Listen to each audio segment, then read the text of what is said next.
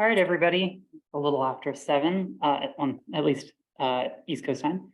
So we're going to go ahead and get started. I'm really excited to be doing this tonight. Thanks so much for joining us. My name is Liberty, and I'm a member of the Firestorm Collective. We're amped to be hosting this discussion tonight about the history of anti-racist action with 3 authors from the new book, We Go Where They Go by PM Press. So Firestorm, if you don't already know us, we're a 14-year-old radical bookstore owned and operated by a queer feminist collective in Southern Appalachia on the land of the Cherokee people. We strive to feature books and events that reflect our interests and the needs of marginalized communities in the South. And we're continuing to do the vast majority of our events like this one online, both because it feels great to be able to connect with people at a distance, and also because we know that COVID is continuing to present a significant barrier to a lot of people in our community. If you're interested in signing up for future events, follow us on social media, and I'll share a link to our newsletter in the chat. We send out maybe 1, or we're doing really good, 2 newsletters a month, and they often feature upcoming events like this. So please note that we are using Zoom's Q&A tool tonight. If you want to ask a question at any point, just go ahead and find that at the bottom of your screen. Or if you're joining us from Facebook, you can use the comments section on the stream. All right, so we're going to get started. Tonight, we're joined by We Go Where They Go co-authors Shannon Clay, Kristen Schwartz, and Michael Staudenmeier. Shannon Clay is a student, historian, and community activist from the Mountain West. Coming up after ARA had largely declined, he learned of its little-known history through anarchist networks and saw the need to document and publicize its history for a new generation of activists. He's been involved in student organizing and in prison solidarity and abolition work. Michael Staudenmeier is a veteran of many anti-fascist and anti-imperialist and anarchist projects over the past quarter century, including working with ARA Chicago in the 1990s and 2000s. He's the author of Truth and Revolution, A History of the Sojourner Truth Organization, 1969 to 1989, and many other shorter works of political analysis and historical scholarship. He works as assistant professor of history at Manchester University in Indiana and lives in Chicago with his family. Kristen Schwartz grew up with the Toronto chapter of ARA from 1992 until 2003, and is grateful to have had the opportunity to contribute to the long struggle against white supremacy. She went to work in community radio and has produced several audio documentaries, including Women, the Oppressed Majority, the Latin American Revolution, and Ravaging of Africa, some of which were syndicated across the Pacifica Network. Her writing's been published in Our Times, Canadian Dimension, the Canadian Center for Policy Alternatives, Monitor, and Labor. Welcome, folks. Thanks so much for being here tonight. Your book has been just a real joy to read. I don't often have the experience of moving quickly through nonfiction. I actually read more fiction, but I read the book in 2 or 3 sittings. It was just very hard to put down. And as someone who came into radical politics around Seattle, when ARA really was such a defining force in kind of North America for anarchists and the left as a whole, it really, I don't know, it like hit a bunch of stuff that I don't often get to kind of explore in contemporary nonfiction. So I can't recommend the book enough, and I know I'm going to really enjoy hearing more about it and about the history that y'all discuss in the text. So thanks so much. I'm going to pass it off to Shannon. Cool. Thank you so much for the kind words, Liberty. Hello, everyone. I'm Shannon. I'm one of our co-authors, obviously. Thanks everyone for being here. Pumped. We were just discussing, and I don't know how much y'all care, but for your information, we, the 4 of us speaking, like see each other, don't see the audience. I know at least some friends of mine, I think my brother is in the audience. thanks everyone so much for coming out. We unfortunately can't see you, but we're all the more grateful to know that you're in the ether. Okay. So yeah, we were thinking for our format today, the three of us speak one after another to start off, sort of covering both a chronological and thematic order of the history of anti-racist action. And then we'll open up to Q&A a little bit later. So I'm going to get us started off. And actually, I'm going to start with a reading from the book because we think it's a really good encapsulation of what anti-racist action was. If you have your copy, you can read along. It's page 1. Okay. The Nazis had a wedding hall, but ARA had a baseball team. Near the end of May, it finally starts to feel like summer in the twin cities of Minneapolis and St. Paul, Minnesota. It begins to feel like anything is possible, and optimism runs deep regardless of your politics. St. Paul's local neo-Nazi band, Bound for Glory, fresh off a show in Idaho in honor of Adolf Hitler's birthday, decided to plan a high-security concert in St. Paul for Saturday, May 20th, 1995, and the local branch of Anti-Racist Action, ARA, decided to stop them. Years before, ARA had used physical confrontation to make it impossible for Nazi bands to perform publicly in the Twin Cities, and they weren't about to let it start all over again. Through what longtime member Kieran later called pre-internet age detective work, ARA determined that would-be Nazi show attendees had been told to pick up tickets and a map to the secret venue at a public park on St. Paul's east side. On the day of the show, ARA-affiliated activists reserved a permit for a picnic and softball game in the park, but this was no typical ball game. The 90 or so anti-fascists who showed up shared 1 or 2 softballs, a handful of mitts, and an assortment of about 75 aluminum and wooden bats.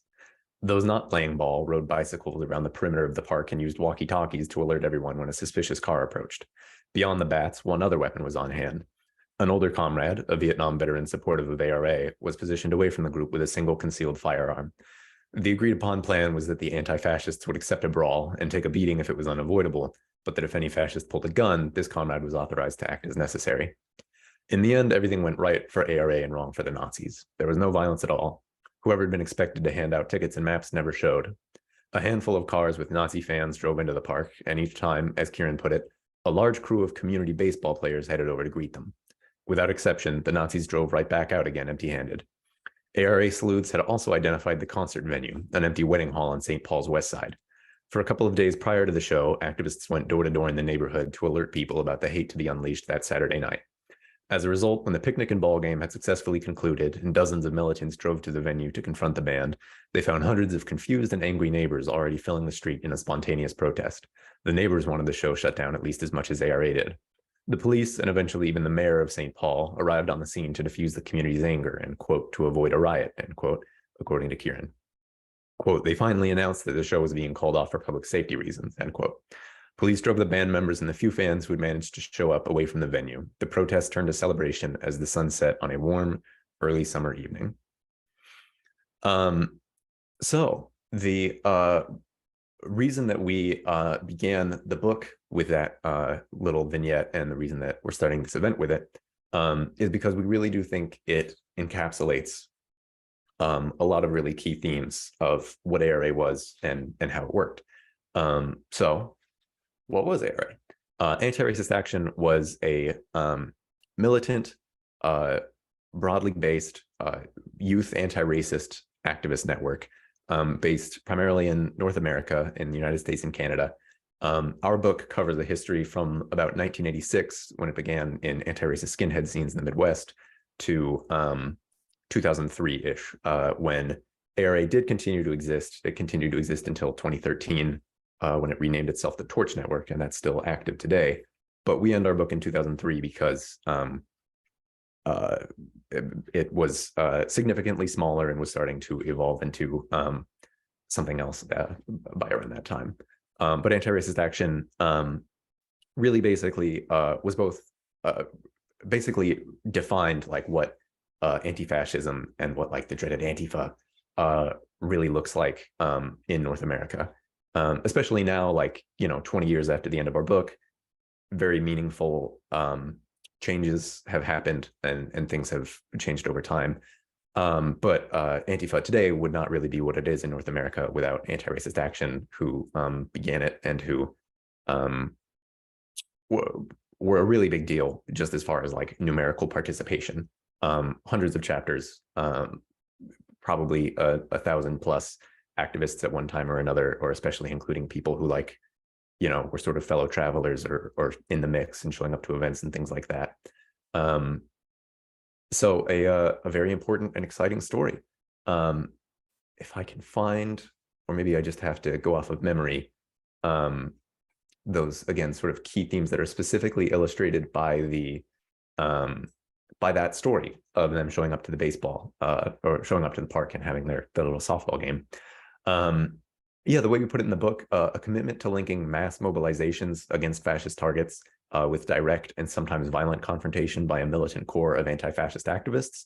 So we have in that story going door to door, leafleting, bringing just neighbors and everyday people out against Nazis in their own community, and also a more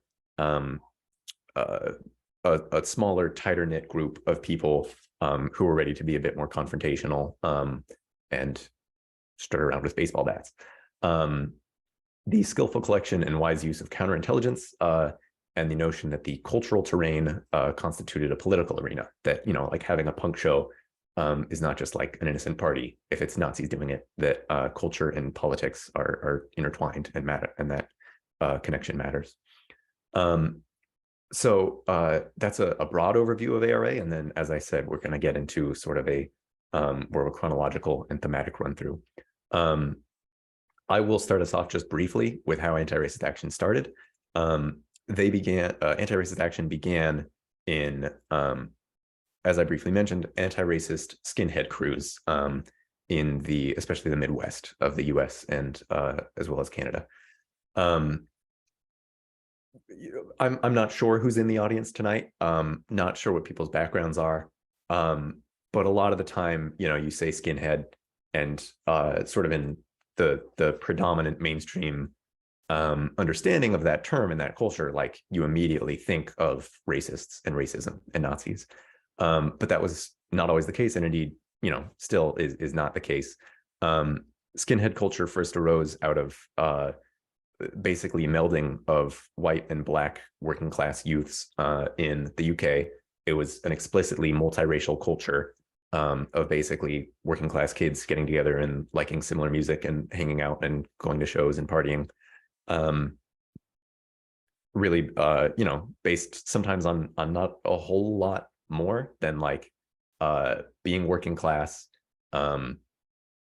Their classic fashion in the shaved heads and the Doc Martens. And so then it was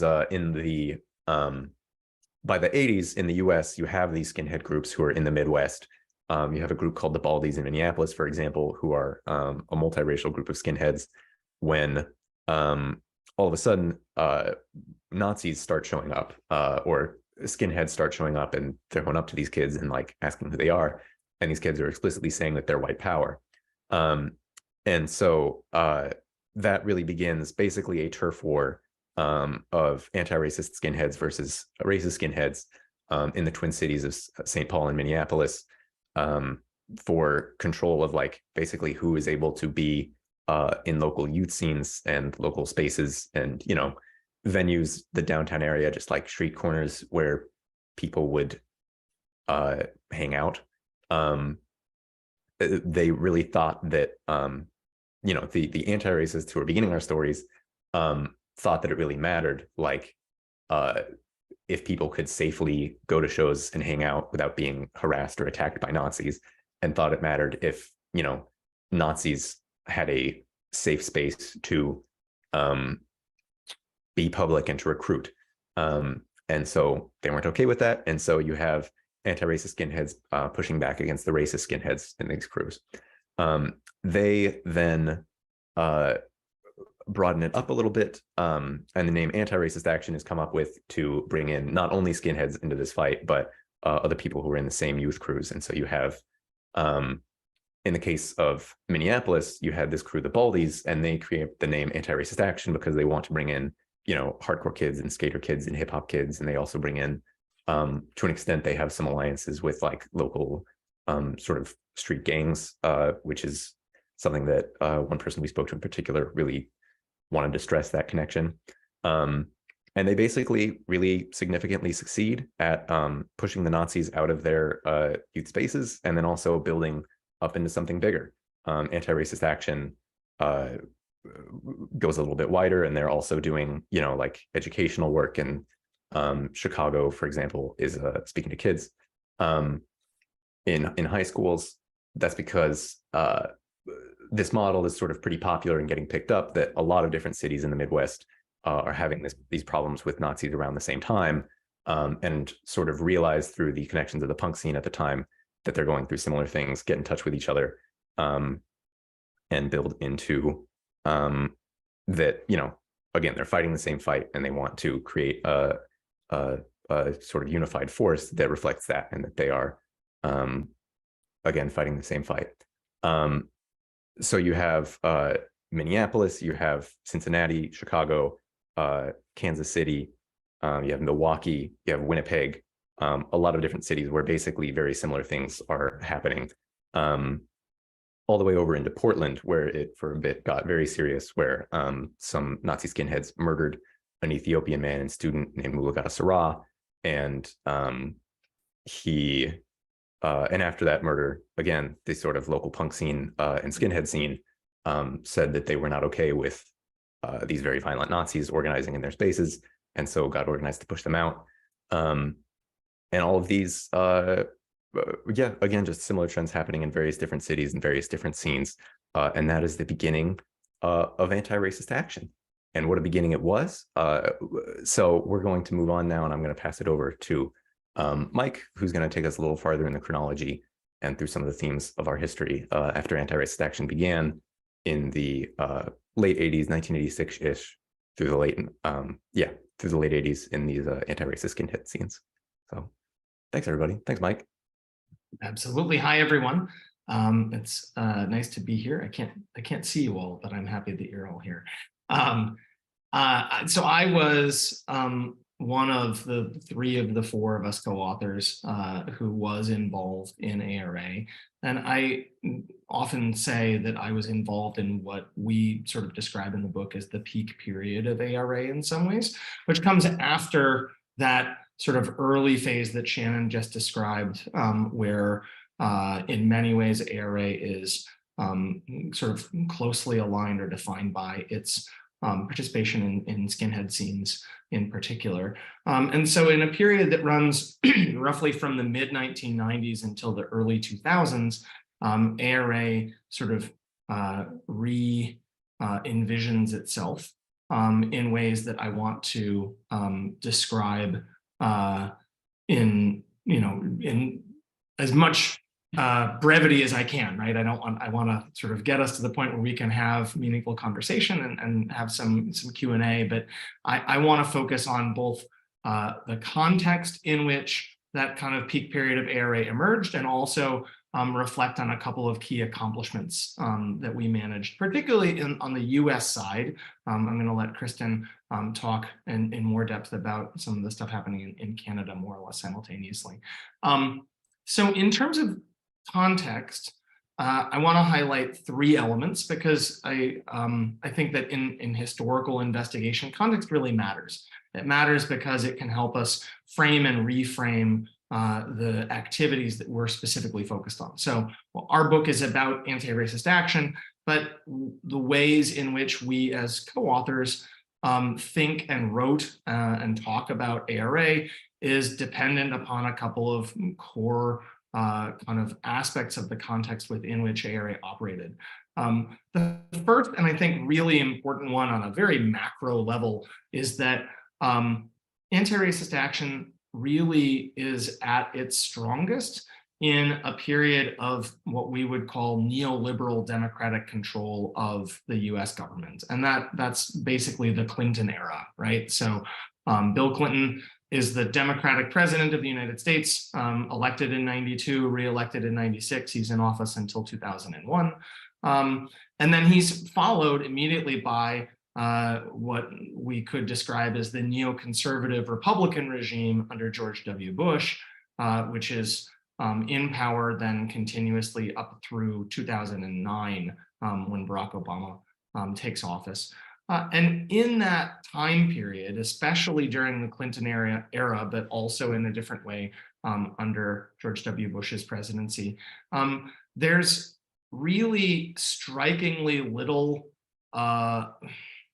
political partisanship, I guess you would say, of the sort that has become definitional really about US politics today. And that matters in the context of ARA's rise, because when you have low levels of political partisanship in the mainstream, and you have generally, some of the lowest turnout, for instance, in presidential elections in modern US history, that provides openings on both the left and the right for people who have more radical agendas to be able to make a case for themselves. And it's in that context that ARA really begins to thrive. At the same time, we also have to acknowledge that it provides an opening for our core opponents, people who were on the extreme right, what you might think of as a determined fascist core that operated in that era overwhelmingly outside of the mainstream of American politics, and importantly, outside of the Republican Party. In that way, very different than the sort of far-right white nationalist threat as it exists today, where a portion of that threat is interior to the Republican Party. So that's context number one. Context number two is that on the left, there is a small but vibrant radical movement, largely identified with young people and largely identified with a kind of cultural politics. We went back and forth. We were working on this book about what do we use the word subculture. I don't even remember what we decided, whether when that was appropriate or not. But definitely the notion of a politics that's infused with cultural questions, whether those are questions of what music are you listening to? What kind of fashion are you wearing on your bodies, right, to demonstrate your political commitments? But in that context, this is a generation, I guess technically most of us are Gen X, right? The generation that is weaned on the politics of punk rock. It's also weaned on the politics of militant hip hop, and it's weaned on experiences with militant feminist and queer politics as they emerge in the 1970s, 1980s, and into the 90s. And that's really important for understanding how ARA develops in the way that it develops. And then the third kind of context point that I would like to just sort of put front and center is ARA was never an anarchist organization. We were deliberately, avowedly, proudly non-sectarian and included people from all kinds of left ideological backgrounds. But anarchism was really crucial in the moment in which ARA is emerging, in part because this is a post-Cold War movement where anarchism had a sort of this brief flowering in a lot of ways, especially in the period before, during, and after the Seattle experience in 1999. But anarchism was pivotal within ARA, in part because it led the way in rejecting other kinds of anti-fascism. It led the way in rejecting liberal notions of anti-fascism, and in particular in rejecting statist responses to fascism. The point of unity that says we don't rely on the cops and courts was really heartfelt, in the sense that we thought the way you stop fascism is not by getting fascists arrested or putting them in prison, but rather by confronting them militantly in the streets. And that's I would say the third kind of key moment of context or point of context that I wanted to highlight. And then I want to talk very briefly about some accomplishments. This is one where I think we tried really hard as authors to avoid being boastful or overly estimating our power, our influence, our legacy as ARA. But at the same time, we accomplished a lot, right?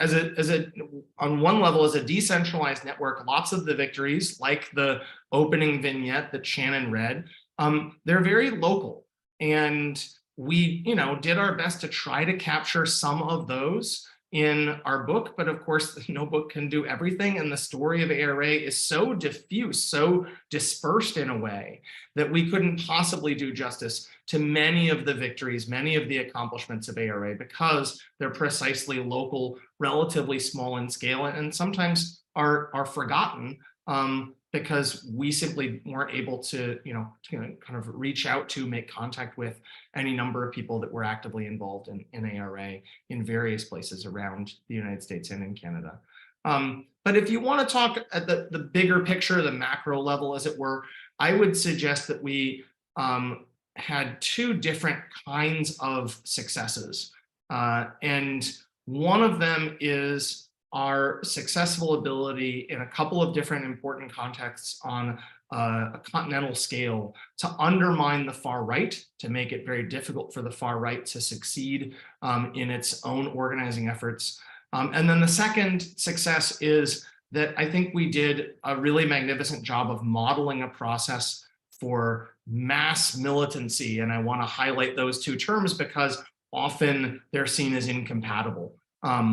And yes, there's a tension there, which I'll talk about momentarily, but I think that what was great about ARA in many ways was the ability to bring those two things together. So to highlight some of the successes, I wanted to quote briefly from a few different spots in the book, because I think that is hopefully a helpful way to give people a sense of what's in the book. But also, I think a lot of times the people that we interviewed in particular really spoke quite eloquently, and I want to highlight some of what they had to say. So first off, in terms of our kind of successes in making things more difficult for major far-right operations, I want to highlight specifically the work we took on, especially in the middle part of the 1990s, against the sort of many-headed hydra of the Klan. We often think of the Ku Klux Klan as a singular organization. By the time the 1980s and 1990s rolled around, it was more like 1,000 little clans. And ARA devoted significant attention in the mid-90s, especially in the Midwest of the United States, to combating the Klan and confronting the Klan wherever it sort of tried to make a public stand. And this is just one paragraph from the conclusion of the book on page 256. ARA organizers in the US Midwest and even toward the South, particularly Louisville, worked hard to deny a platform to KKK groups seeking to build a base in smaller cities and towns through regular rallies. As Columbus ARA member Jerry put it, ARA might get one car each from 10 different chapters. Put that together and make it work. ARA both worked alongside and very often were the locals showing up in the streets. But whatever the details, one thing was for sure. Anywhere the Klan was, ARA was there to oppose them. Quite simply, says Jerry, we ground them down. Faced with relentless opposition on the ground, no Klan leader or group could develop momentum. While direct causation is difficult to establish, we want to come close. Anti-racist action was ferocious in undermining Klan organizing. Klan groups faced with this opposition fractured repeatedly, and their membership declined through the 1990s. Something quite similar. Shannon, you got something? Jerry is in the audience today. Oh, Hi, Jerry. I didn't know that. That's great to know. Yeah, I was reading through the participant list just for fun. So yeah, All thanks, right. Jerry. We love Hi, you. Jerry. I think this is the first time Jerry's ever seen my face. I think that same basic process also applies to one other major campaign that we describe near the end of the book, which is sort of multifaceted effort to harass and undermine a far-right organization that was called the World Church of the Creator, the WCOTC. And then subsequently, as that group tried to develop a sort of coalition with a larger and older and more established Nazi organization called the National Alliance. ARA groups from across the United States were active in this campaign. And at the same time, this is where we try to be really careful with our claims, right?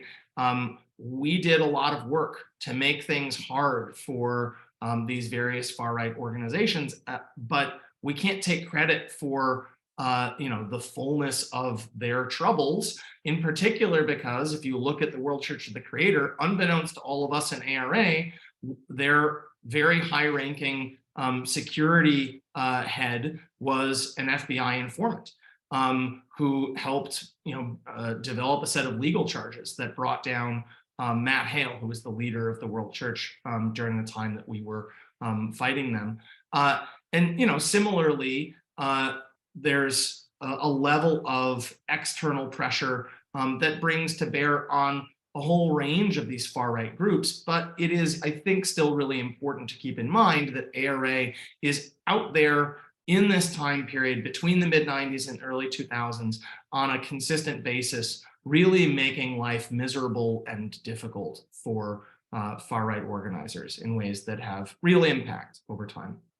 The second kind of success, I guess, that I want to point to is more of a process point, I guess, than a specific content accomplishment.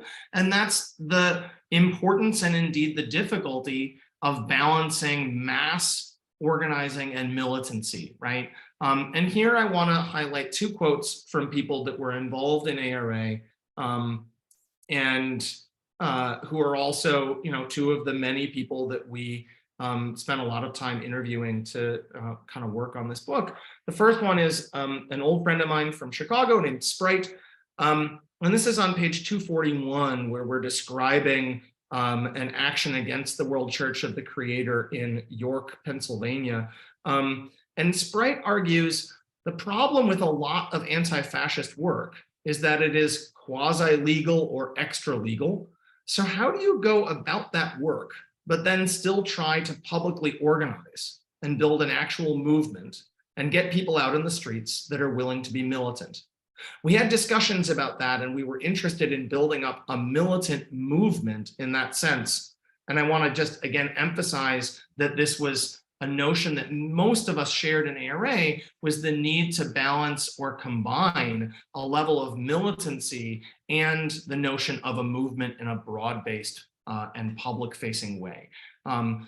That's a set of challenges that face today's anti-fascist movement in a very different way than they faced ours, right? We were operating before the era of internet doxing. We were operating before the era of ubiquitous surveillance cameras everywhere you go, right? We were operating before the era of smartphones with cameras on them. And that changes the balance of questions regarding militancy and mass or public-facing organizing, but we retain the conviction that it's important to try to combine those. And one possible path forward, and then I think I'm basically done and ready to hand off to Kristen, comes from another, I think, really great quote in the final chapter from Steve, who was heavily involved in Lansing ARA for many years. And Steve says, ARA wasn't like a cadre organization. It was meant to be a broad tent anti-fascist thing.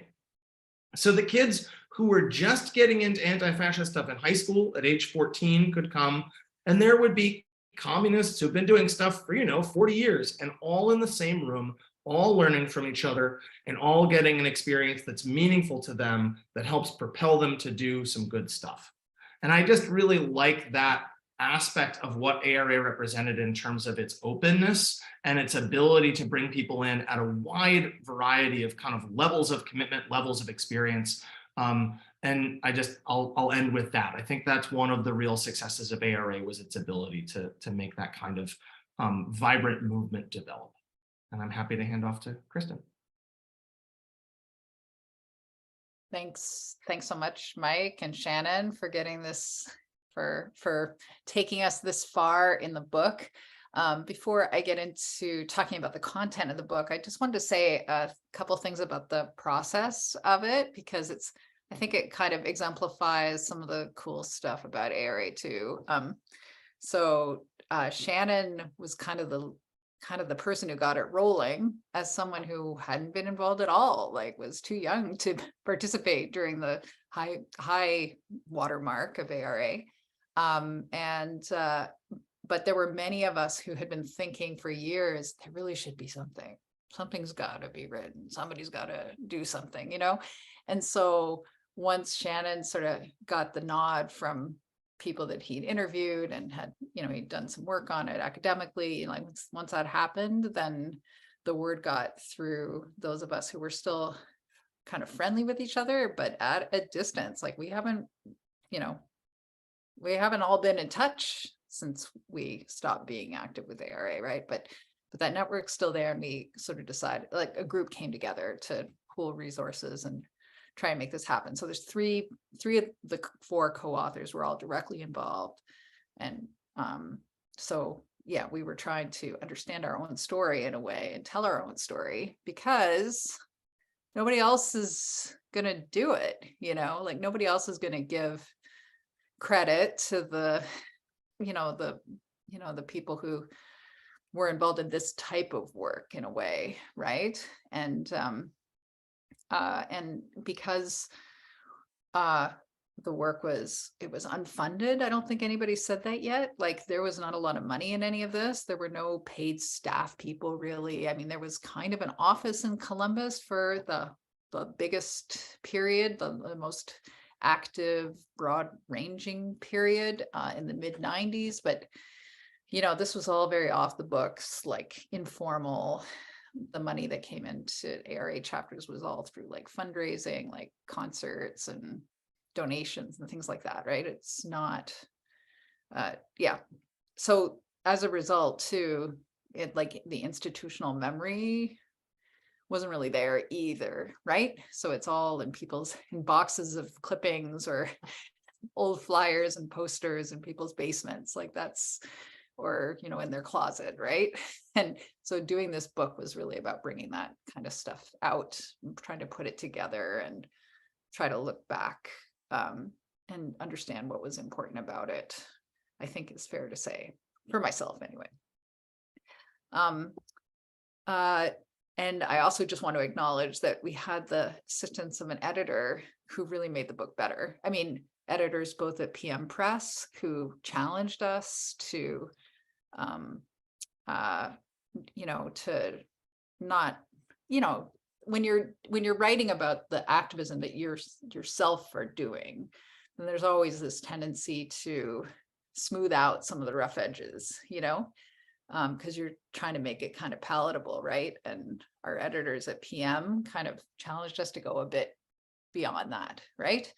And talk about things that might make us uncomfortable. So I think that was a valuable contribution from the publisher. But then they also gave us the feedback that our first draft was too long. And so we found ourselves an editor that we trusted to go through our text, who successfully cut about 20% of the words, but probably less than 2% of the ideas, you know, so it was a good trade-off, made a more readable book. And we hope that readers will appreciate that effort. Okay, so with all that said, I'm going to just go into some content because I'm going to kind of talk about the middle part of the book. I'm joining you from Toronto, Canada. I was part of the thriving chapter of ARA in the 1990s. And so for my part of this talk, I'm going to highlight some stories and lessons from the Canadian experience. And then I'm going to switch gears to talk about how ARA sought to contribute to broader anti-racist work and to the fight for reproductive freedom as well. So looking back, the close relationship between the ARA folks in the US and Canada was kind of special. And I'd say it's even uncommon. And this happened largely because ARA was based in youth subcultures, youth countercultures, which were all spread out mainly through zines and touring bands and word of mouth, like mostly pre-internet, right? So people in Toronto got excited about the ARA idea because it was covered in Maximum Rock and Roll, the magazine. Also, some people were connected to Love and Rage, the anarchist newspaper of the time, and it was an organizing project as well, which was involved with work against the far right neo-Nazi scene in Minneapolis in particular. And so Toronto people were sort of following that. So when we had our own far right problem, extreme right problem to deal with, the ARA idea was already kind of in the mix, spread through those countercultures. So ARA in Toronto was initially focused on exposing and opposing the Heritage Front, which was far right group led by fascists, which was really trying to reach a broader audience by soft peddling its ideas, talking about equal rights for whites and free speech, rather than, well, I mean, it's pretty explicit, but it's not as explicit as like the KKK, right? Even though there were past KKK people who were involved. So for that effort, kind of following the footsteps of David Duke from the 80s in the US, that effort was making progress. They were finding success. They were getting coverage in the mainstream media. They were invited to participate in talk shows, all that sort of thing. And for a while, the Heritage Front was described as the most successful extreme right group in Canada since World War II. There were many individuals and organizations who were concerned about the growth of the Heritage Front in the Toronto area. Even before ARA had come on the scene, there were small demonstrations, and there were a number of people who were trying out legal strategies to challenge them. And in Canada, unlike in the US, there are laws on the books against promoting hatred against an identifiable group and laws against advocating genocide. So while these laws aren't often used and don't come with very heavy penalties, they are tools which liberal anti-racists have access to. So there were people kind of working in that direction. But ARA emerged nevertheless, because it seemed like all of that wasn't going to be enough, right, to contain the threat. And so when ARA came on the scene, we really made it much more difficult for the front to keep growing. When they held events, we would try to challenge them, same time, same place. We identified their organizing centers, where they lived, where they worked. We held demonstrations there. We exposed them with posters and in their neighborhoods, with newsletters. We had a radio show. And we also participated in larger educational efforts, giving talks in schools and participating in larger community events and public discussions. So the book tells a story about one of the more spectacular events when ARA found the address of one of the front's key organizers and took a demonstration there. That's about 200 or 300 people, and outwitted police so that the people, the anti-racist demonstrators, had an opportunity to vandalize the building. And this sent a big signal to the Heritage Front that they were going to be challenged. And it prompted them that day to try to retaliate, an effort that failed dismally and which really set them on a downward spiral.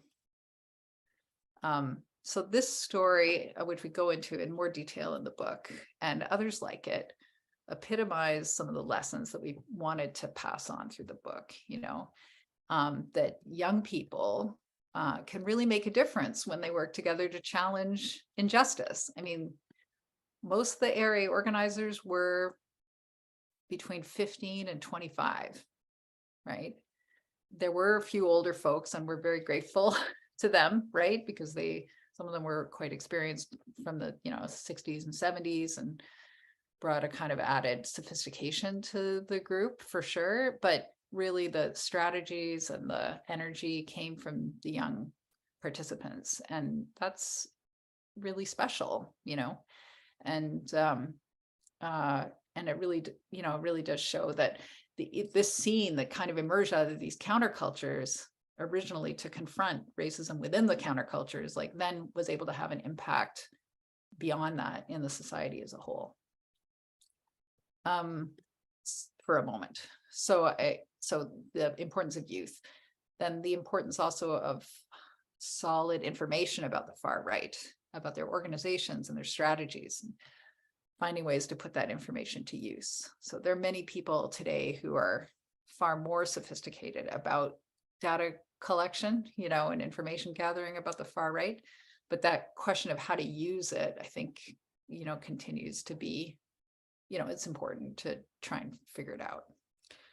And then the final point about this, I think, is that Toronto ARA, like other ARA groups, utilized militant tactics, but it was an open group and engaged in public organizing. There were people within the group who were focused on dealing with the media, on connecting with artists, and lots connected with outreach and networking with other community organizations.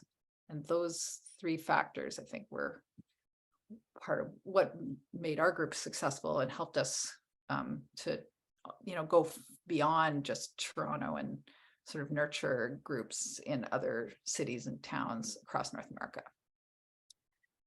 And, with a focus in Canada, obviously.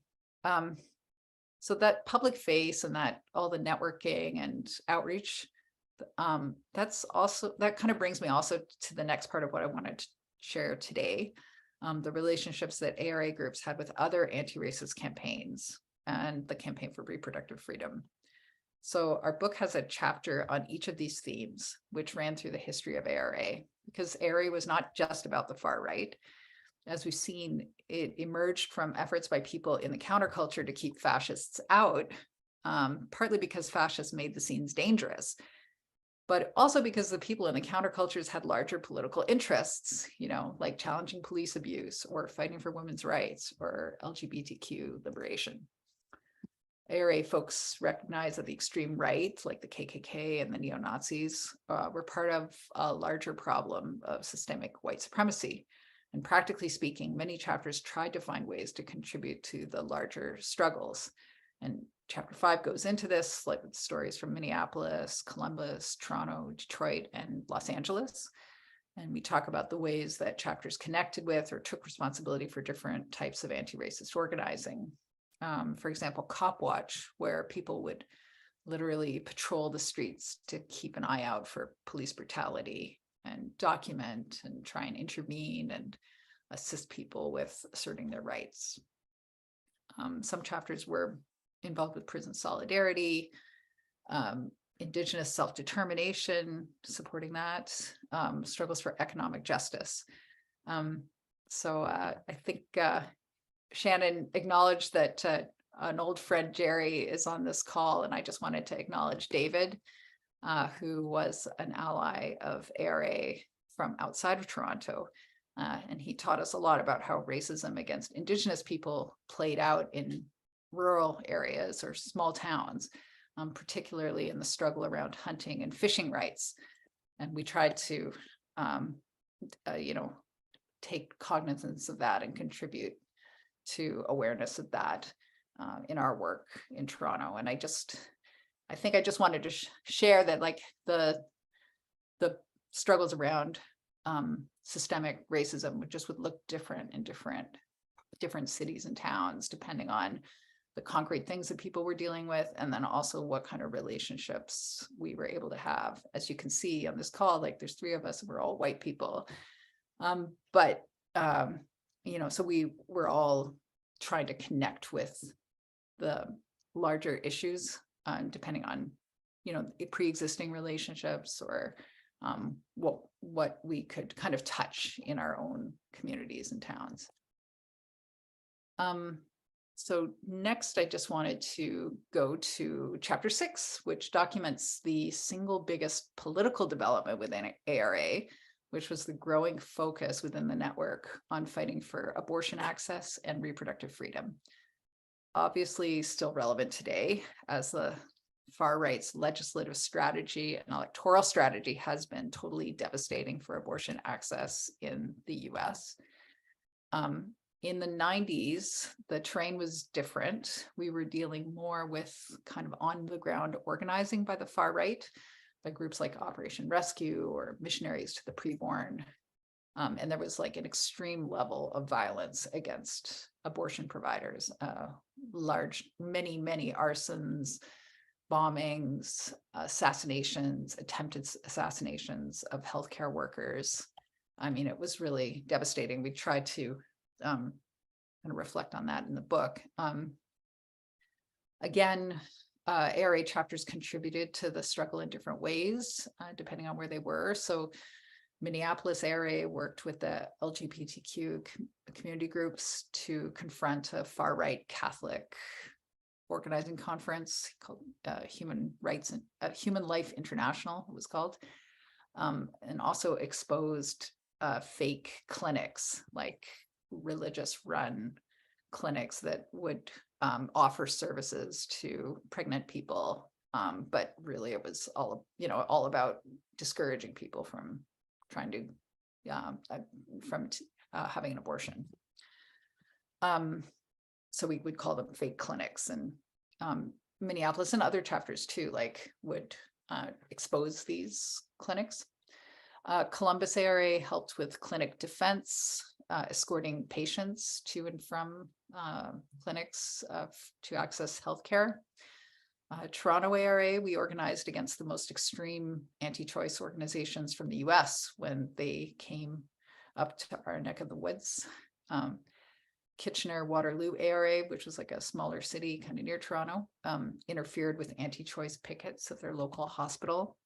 I mean, those are just some of the stories that we shared. I mean, there were many more, but we couldn't really cover everything. So that's another thing I just want to acknowledge in terms of the book, is that there are stories that are just not here because we didn't have the networks, or we just weren't able to reach people. And one of the weaknesses of the book that is relevant, particularly on this call, I think, is that there's not that much about the American South in the book, which is really unfortunate. I mean, really the strongest part of ARA in the period that we're talking about was the Midwest and neighboring Ontario. But there were ARA folks organizing definitely in Asheville and in Texas and in Florida, and just the coverage of some of their achievements and successes and challenges is weaker than we would have liked. So maybe that's a blog post for another day.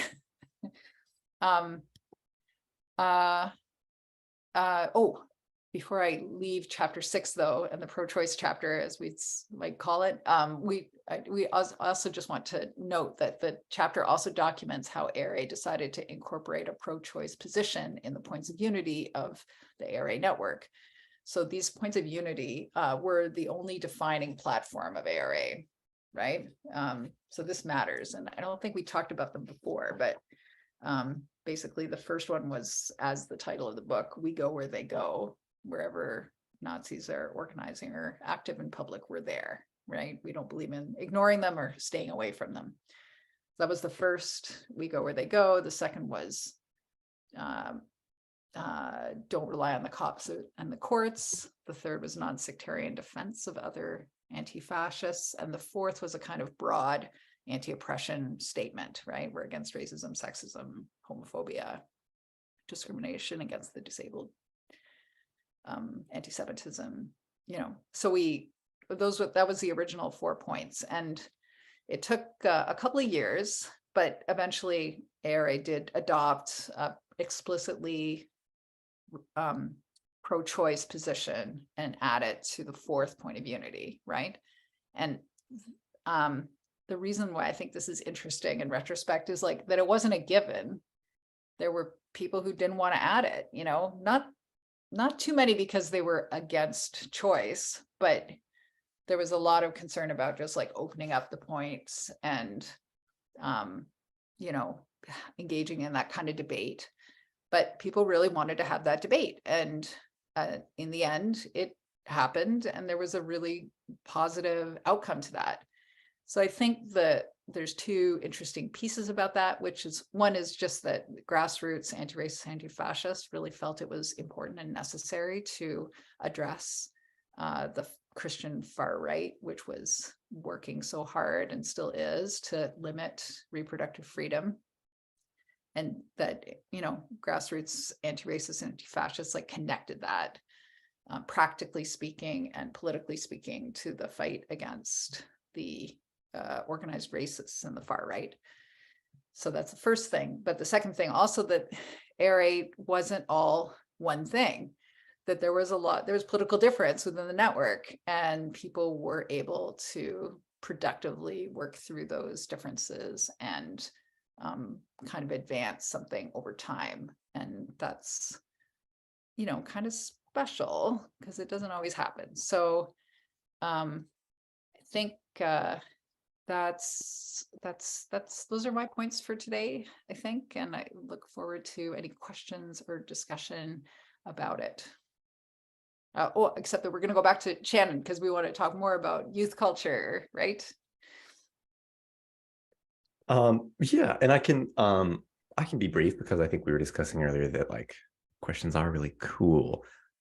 So yeah, no pressure, don't want it to be like work. But yeah, we were kind of discussing how like Zoom sometimes Zoom is its own world. We want your questions. So I will go into a bit about ARA's connections to youth culture. I'll be relatively brief. And while I'm doing that, you can be only pretending to listen while you actually rack your brain to come up with deep and insightful questions. No, but yeah, so I will get started on ARA's connections to youth culture and why we think that they matter and that they're interesting. So I'll bring together a couple of things that both Chris and Michael already said. So we talked about, and with the quote, like, for example, from Jerry about ARA's hard work against the Klan, and the Klan is kind of this like many-headed hydra, and it's all over the Midwest, and ARA is going all over as well. That's really what builds ARA and what pushes ARA to form a like network structure. When it started in those skinhead scenes, it was not super. People were getting together and they were like having conferences, for example, intercity. There were like social ties, but it was in this context of the Klan that in 1994, ARA formalizes a national network, and that gives some structure. So that's when, as Chris mentioned, like you have Columbus, for example, as this chapter that has a chapter of the book. No, excuse me, chapter of ARA that is not a chapter of the book, that had like office space and was sort of a really important node and contact point for lots of people getting into contact with ARA as a network at first. That then allows ARA to really sort of springboard and grow a lot with this youth culture stuff. We talked about how ARA was pretty closely connected to youth culture from its beginning, and they really rose out of each other. I mean, at the start, it was very literally about like control of like punk venues and like getting together and getting your friends together to fight and kick out Nazis so that you could like safely have a show without, you have the bigger group and you kick the Nazis out rather than you being alone and the 10 Nazis come up and beat you up.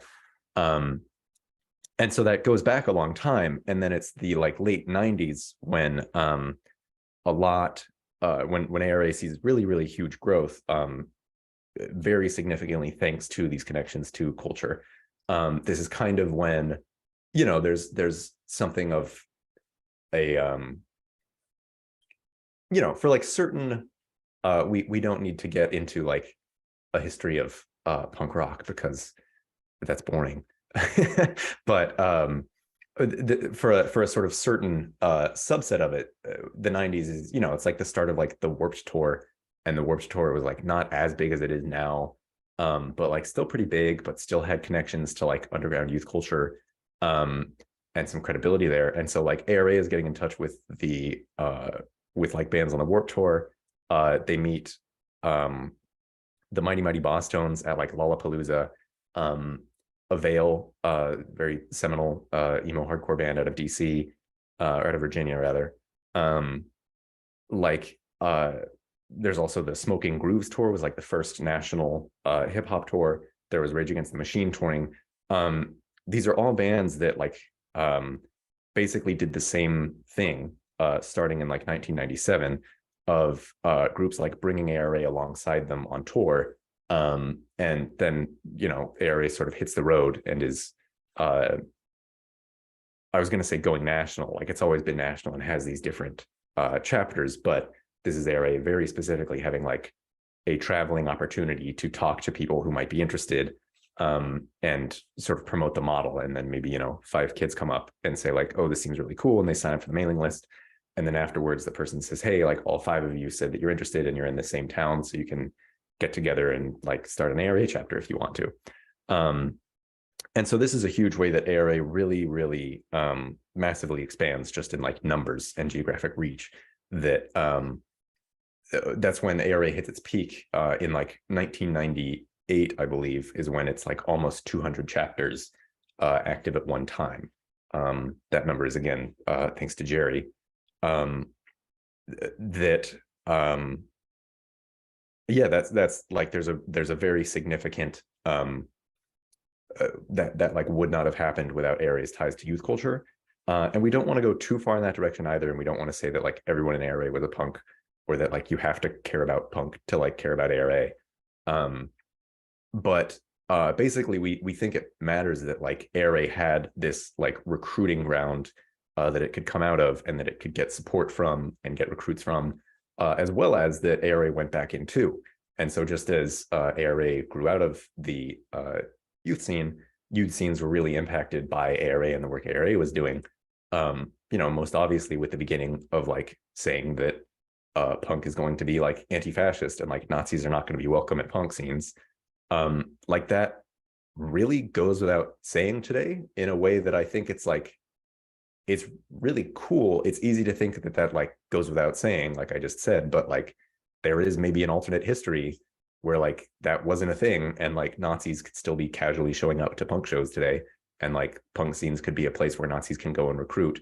The fact that it's like the exact opposite of that, and where punk, despite its shortcomings, or despite, people who are not all that political about it, like punk still has a very is still like a pretty meaningful place where a lot of people are sort of hearing for the first time, so like meaningful critiques of our society, basically. We think that's cool, both for punk and for punk / sort of youth counterculture in general, and for ARA, that those connections were really significant. So I could say more, but trying to keep it at a reasonable time. So maybe I'll stop there and we can go into some questions, unless Mike or Chris has anything to add, or Liberty, before we start questions. Yeah, thanks y'all for giving us the kind of like introductory context. I think you've done a really good job of highlighting a lot of what's in the book. There is so much here to explore, and I really love the way that it's, y'all don't describe it this way, but it read sort of like an oral history. I mean, you obviously interviewed so many people, and it's so story-based. Really encourage everybody to pick the book up.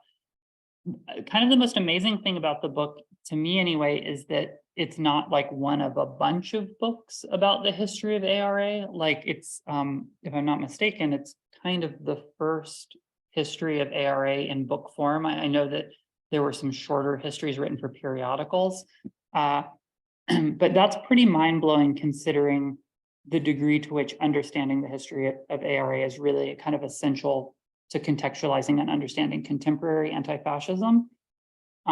And I guess, but we have some great questions in the queue, but before we dive into them, I do want to ask y'all, just if you wouldn't mind sharing a little bit about what is the relationship between the historic ARA and kind of our contemporary kind of Antifa. And I will say that I like avoid talking about Antifa because it is such a boogeyman for the far right. But clearly there are people organizing under the banner of Antifa. And whether people are organizing under that banner or not, they're operating in the legacy of ARA. Would y'all be willing to say a little bit about, I know it's not the subject of the book, but kind of how ARA transitioned us into this current moment of anti-fascist organizing?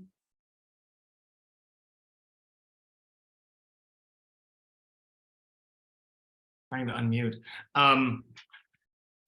Yeah, I think you're right to frame the context that that's the book we didn't write.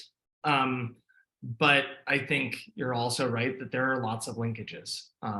And, you can see, I think, one of the big questions we had when we were working on the book was, where do we end our narrative? Recognizing that all the way into 2023, there are collective groups across the United States that call themselves ARA, recognizing that there was an ARA network until 2013, recognizing that things continued, but what we began to focus on as a kind of dividing line was the shift toward a more kind of security conscious modality of organizing.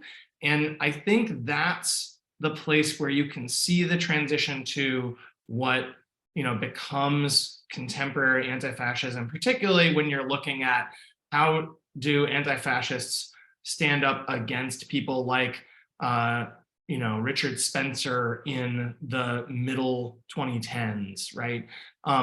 And I'm confident that if you did a census, probably the FBI has done some of this mapping, right? They could find that there were people that were actively involved in ARA that subsequently became involved in continuing forms of anti-fascist activism today. I think that move toward security culture as the kind of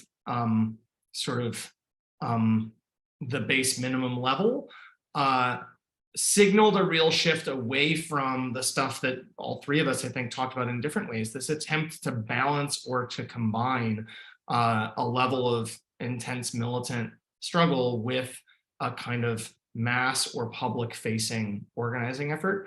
And it, in my mind, at least, I won't speak for my co-authors, but in my mind, that's a loss. It's an understandable loss, recognizing the way in which things have changed. It's an understandable loss, but it is a loss. The other thing that happened simultaneously, and I want to sort of disaggregate them, although I think they are connected, is the rise of the internet, right? I mean, we were an email-oriented universe. I have a specific memory of Jerry teaching me how you could create a Hotmail account that had some random name that wasn't you. And, that was a thing, right? Like that was our tech. And to operate in a world of social media is a radically different environment. And I think, I can't remember, it might be Kieran, somebody says late in the book that a lot of people, a lot of older folks in ARA, we didn't think we were old then, but we were older than some, missed the boat on the importance of internet-based organizing. That we thought everything is going to happen in person, and that's how we need to respond to it. And missing the ways in which the far right was incubated within this universe of the internet. And the younger generation of anti-fascists got that implicitly and reacted in, I think, ways that are really appropriate to that shift in the context. So that's the place where I would say, the thing that we got wrong, they got right. But at the same time, there are these other places where I wish we would see more of a commitment to public facing as something that has to be balanced with security culture. Does that make sense as an answer?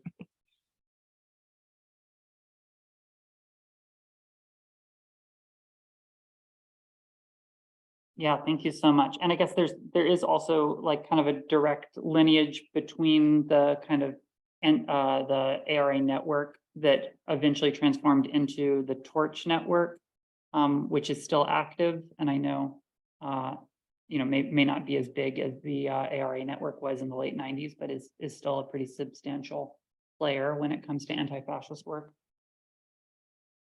So looking at questions that people have written in, and there's some really good ones here. Maybe we could just kind of start with this question of ARA's impact, which I think y'all have already touched on a little bit. Yeah, but I think it would be great to hear any other thoughts on kind of what the kind of post-ARA era impact of ARA really has been.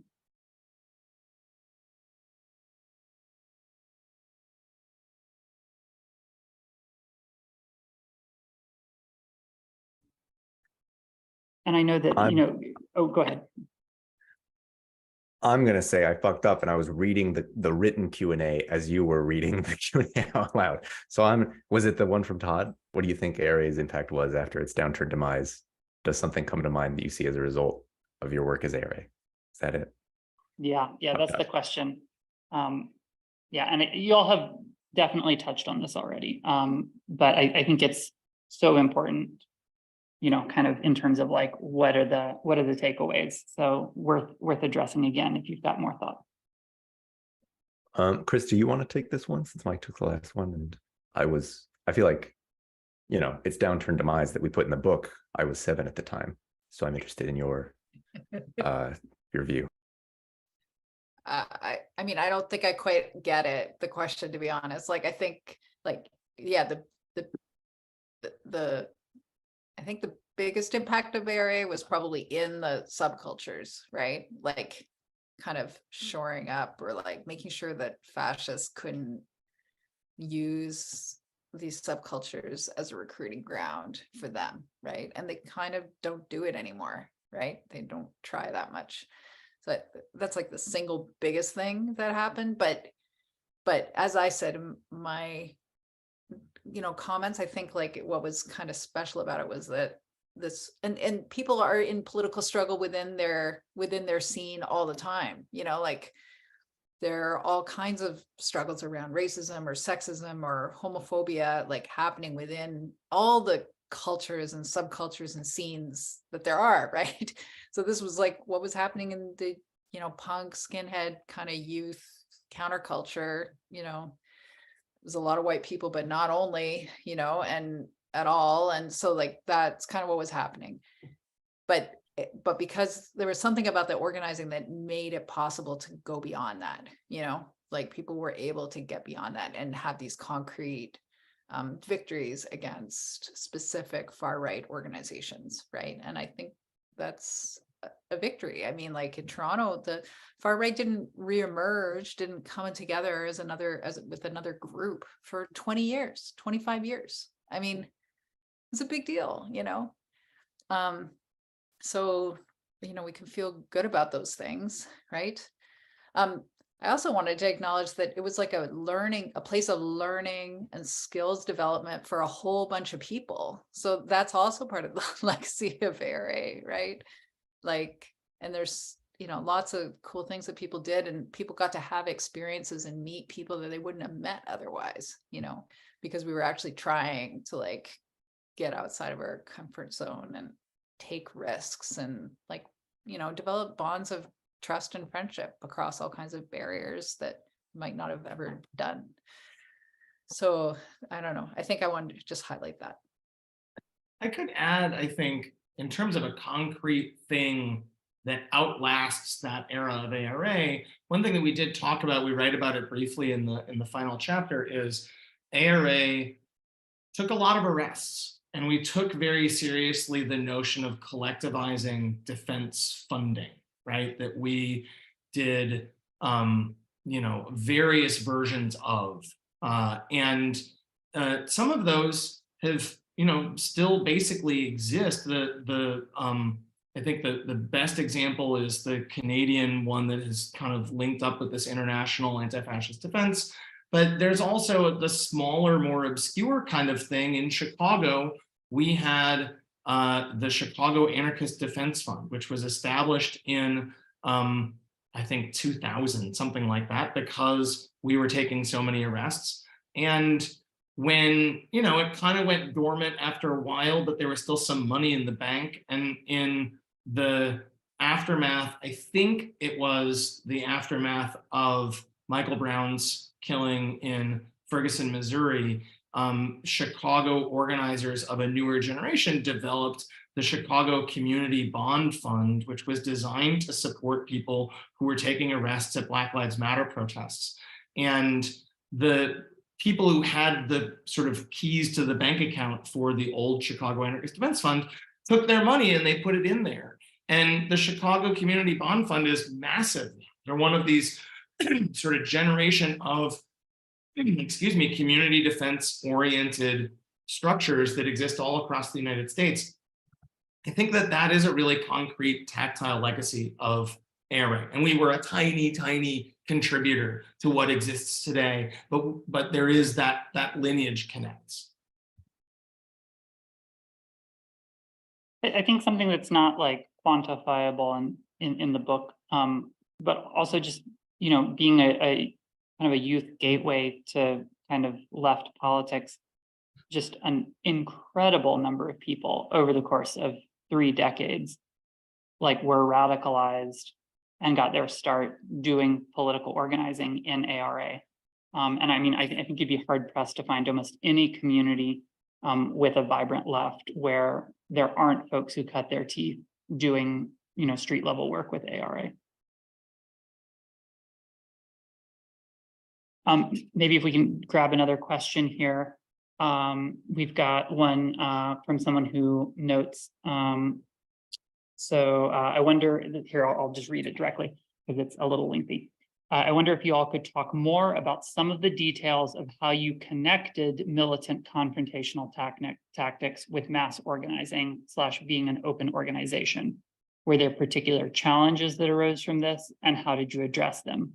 This feels especially important today with the prevalence of surveillance, et cetera. And it also feels really critical in order to grow our movements. And I would love to just hear a little bit more about the tension that y'all have highlighted, because it both feels super real, and at the same time, you know, the idea, I mean, obviously ARA members were being surveilled, targeted, and arrested by state, you know, security services. And on the flip side, like, contemporary anti-fascists have organized, you know, mass demonstrations. I'm thinking about something like the Unite the Right rally, right? Which, you know, the way in which it was organized may look really different than the way organizing was done in the 90s. But it's not like anti-fascists have entirely abandoned the idea of mass struggle. So yeah, maybe a little bit more about that tension and how y'all navigated that.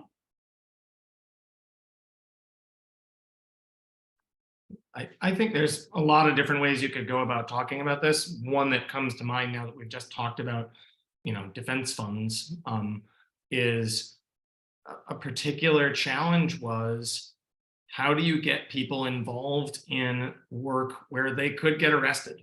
And I think there were 2 kind of responses from ARA that were used in different ways to bring people in. And one response was, the more of us there are, the less risk of arrest there is, right? That mass presence in the streets, unless you get into a situation where you're going to be completely kettled by the cops, which does happen, but in general, if there are more people involved, it lowers the risk for any individual person who's involved. And that was an argument that I think a lot of people, a lot of younger people in particular, found appealing. Obviously, the stakes and the nature of the risk of arrest is very different today. But that was something that I think mattered in a lot of ways, that we were able to sort of popularize the value of mass action. And then the other thing was that we did, you know, nobody's perfect, but we did a pretty good job of supporting the people who did take arrests. And that, I think, was something that mattered to a lot of people. That's a very practical answer to that question, and there's a lot of other ways we could address it, but that's one particular aspect of how we tried to make that kind of stuff work, I guess. Yeah, I would maybe, I think this is a great question, and I'm interested in it because literally it's the first thing that I remember like really blowing my mind about ARA was learning like, wait, so you guys were like you had more than like 10 people at a meeting? Like, that is crazy. That's wild to me. That was really the first thing that really, again, that just I remember really noticing. And so I think it is a really interesting question, with the caveats that Liberty correctly pointed out, that like, we don't want to act or like, you know, wag our finger at, like, it's not like anti-fascists today have completely abandoned the idea of like mass organizing. And so it's important to acknowledge that. But yeah, I would say, I think on a very personal, or on a very practical level rather, I think one thing ARA did was that it did lots of stuff besides the militant stuff. And so it was like, if you didn't want to like take an arrest, you could still join ARA. And like basically that it was, I'm wondering if this is going to come out sounding like tautological, like, oh, ARA managed to be public because it was public. But a little bit, I feel like it was that like they said like, hey, anyone can come join. And so like a person who doesn't have a ton of experience or isn't already a committed person could come in. We talked about that quote from Steve of like, you know, you could have like 15-year-olds and like, you know, 45-year-old like grizzled veterans. Grizzled is a strong word to use for a 45-year-old, sorry. But, you know, yeah, sort of in the same room. That I think that sort of let me try to boil down to like what my point is. That I think ARA, in being public facing,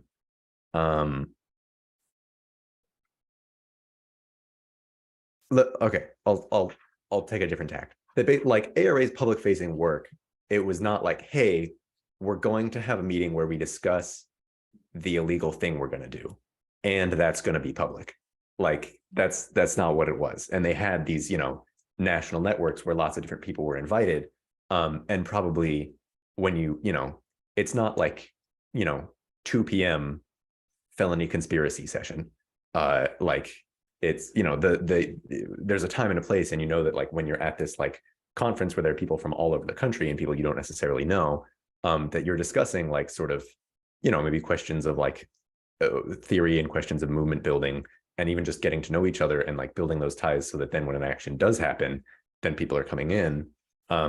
That like at the more public facing things is not when you are doing super illegal things. And so you can have that accessible thing that people can show up into and have that sort of a feeder, I guess, that then you build that trust over time. And then, you know, if there's going to be like a militant confrontation or something that is, even if it is planned in advance, it's probably not planned in that same very open way. And it's planned among people who at this point do know each other and do trust each other. I hope that's not too obvious to say, but I guess like in a word, I would maybe say that like ARA kind of had like some of that sort of like feeding mechanism of being accessible, and then you could sort of get more committed over time.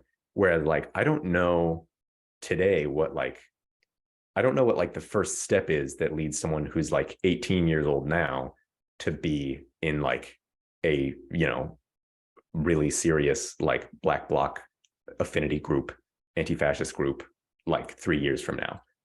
Like, I'm pretty sure, you know, probably at least one 18-year-old who's alive today will be involved in like militant closed off anti-fascism in 3 years. But like, I genuinely, as someone who like, I think that I'm like in this sort of movement, in this anarchist movement, I don't even know what that like progression is. Whereas ARA, you sort of, you did see what an entry point was of like, oh, here's something I can do, even if I'm not going to go crazy. Like, here's a group that I can get involved with. As a grizzled old man from the outside, I think the Cop City stuff in Atlanta is that space, right? A space where people can be involved at a really wide array of militancy. And that seems really impressive to me. I don't know how sustainable it is, but I think it's an important element of what that looks like in our present moment from very much the outside. That's a really great point. Let's see, I know we are sort of starting to approach the end of our time, and Gary has come up a number of times in the conversation and is in the audience, and I am not super technologically sophisticated, but I found a big blue button that says allow to talk. So Gary, I'm going to try pressing that button and see if you want to weigh in and share reflections on really any of the prompts and topics we've been talking about. So, okay, can you hear me? Excellent. Hello, Jerry. Yes. All right, first things first. Haven't seen all of you in, well, two of you in a long time and one of you ever. speaking of grizzled veterans, the years have been kinder to a lot of you than me. And thank God my camera's off.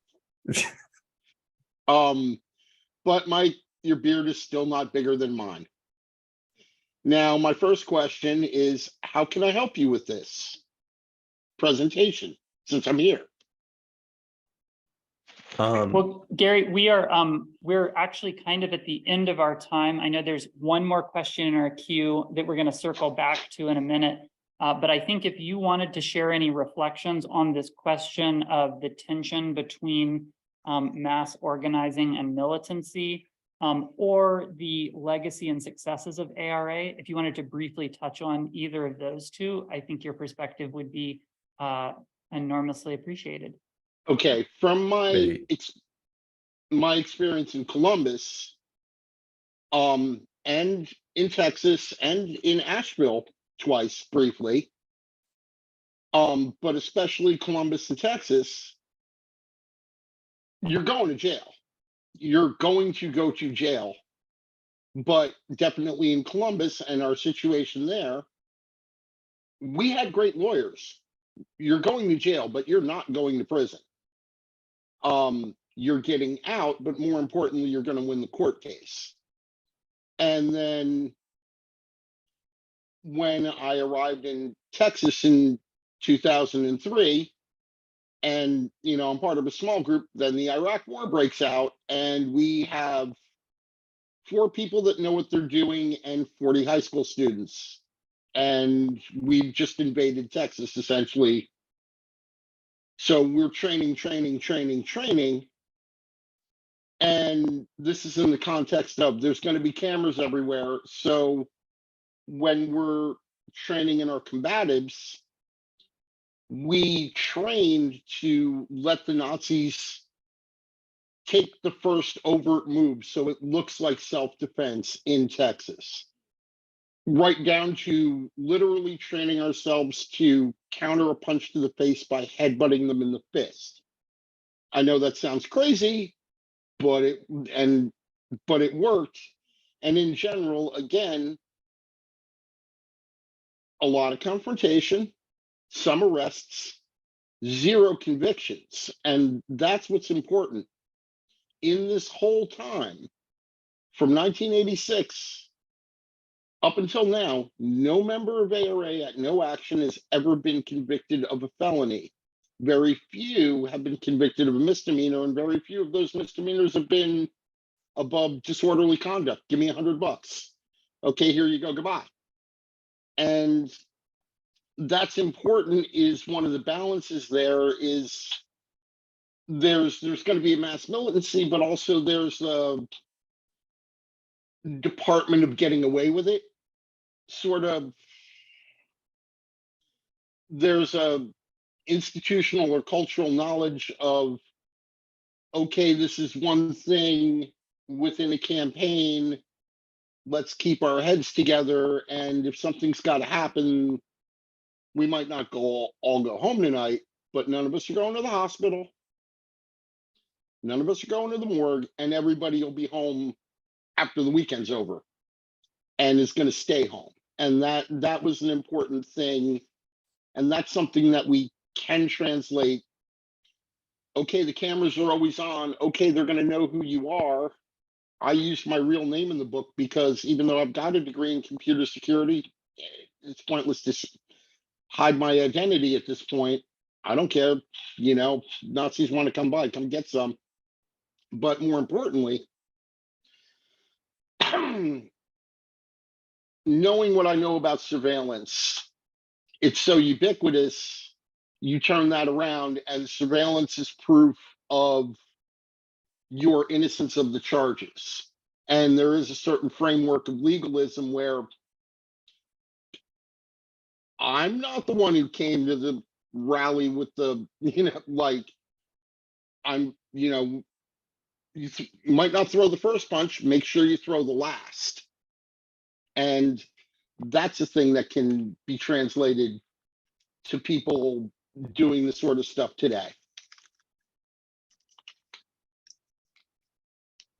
If that's helpful. Yeah, thank you. I know that there's like so many questions that we've gotten that are fantastic that I'd love to spend more time on. But in the interest of respecting folks' time who thought that we were going to be ending after 90 minutes, I want to just see if we can circle around to one final question here, which we've got in the Q&A. And that question is about the question of disability justice. So the person who submitted this question noted that the fourth point of unity includes discrimination against disabled community, and kind of to pull that into the present moment, because I think it'd be interesting to reflect both on how that did or didn't come up for ARA, but also this individual notes that, you know, being where we're at in the pandemic, a lot of leftists have embraced their privilege of good health, shed their masks, and left disabled community behind. And ask, with Michael Novick's analysis of privilege in mind, how can we advocate for and include the disabled community in current liberation movements? And I will say that I know that every community that was in the streets in 2020, you know, every time I saw a photo, I always saw folks with visible disabilities participating. I know that many of my friends who have visible and invisible disabilities have been on the front lines of struggles over the last few years. But it is a really important point about the degree to which we do or don't prioritize inclusion within our movement. So I'm wondering if Shannon, Michael, and Kristen, if you all have any thoughts on this question, both in terms of the history of ARA and also in terms of our present moment.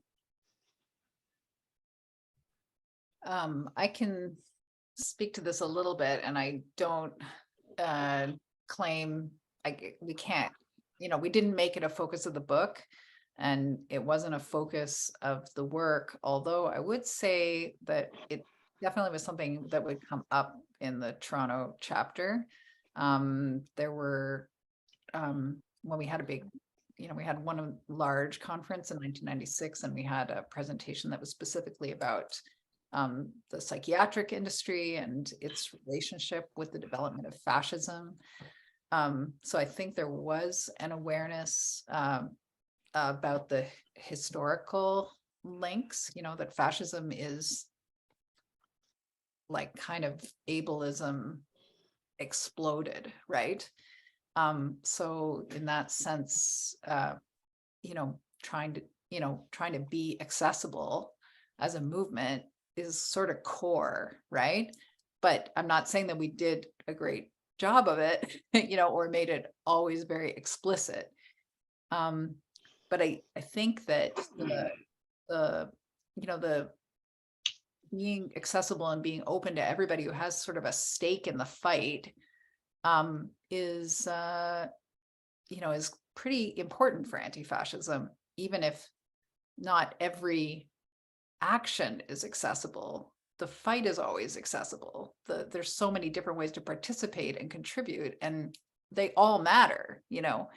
So whether it's doing it in front of a computer, or it's cooking food for an action, or it's writing letters, or making phone calls, or being like the person who's like on the legal defense line at a demo, like there's so many ways to contribute, right? And I think we did in the book kind of try to address how different people would feel that they could participate in different ways. And so one of the things that we talked about in the book was that kind of idea of like the red, yellow, and green zones of the demonstration. You know, I don't know if we actually incorporated that quote in the end, but it came up in Quebec City, right? In the protests against the Summit of the Americas, you know, that you would try to organize the public actions in such a way that it would be kind of clear what your proximity to the confrontational aspects would be, right? And that would help with accessibility. But I mean, there's no guarantees, right? There's no guarantees because, you know, we are in a struggle, in a conflict, right? So I guess those are my thoughts on this subject. And I really thank the person for bringing it up. It's hard to stop because there are several more really good questions and I would love to keep talking. But I think that our time together has come to a close. If there's any final thoughts, I want to make space for that. And I also just want to really encourage everybody to pick up a copy of this book. You can get it from us on our website. But oh my gosh, it's so blurry. Trust me, there's a real book here. Thank you. Or no doubt find it in your local indie bookstore as well. Just don't buy it from Amazon. Yeah, any closing thoughts? Thank you again so much for being here with me tonight. Thank you for hosting. Absolutely. Yeah, I just really enjoyed the conversation. I felt like the questions were really great. So thank you everybody for being here. Mm-hmm. Yeah, extremely grateful to everyone coming out, and especially, yeah, for like a good 100 minutes. Feels really cool. Very grateful that people care for 100 minutes. So yeah, and thanks for hosting this Firestorm, Liberty. Absolutely. And I hope that people read this book and folks who are part of ARIA chapters that aren't really represented in this history will write zines and essays and blog posts. I would love to see kind of a flourishing of people's history of anti-racist action come out of these conversations. All right, y'all, have a great evening and we will talk to you again soon.